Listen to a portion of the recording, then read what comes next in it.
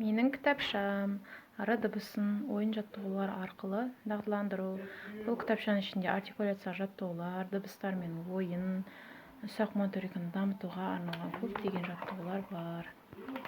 Мына артикуляциялық жаттығулар. Суреттерді ажыратып алып тастаймыз, сосын бала осы жаттығуларды жасау арқылы суреттерді орын-орындарында жапсырады. Мына жағында да жаттығулар, артында көлеңкесі артикуляция жаттығулардың. Оталдыр жаттығуы, трактормен жолбарысты үйіне апару.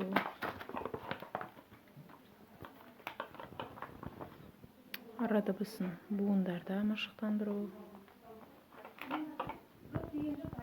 Ойын жаттығулар.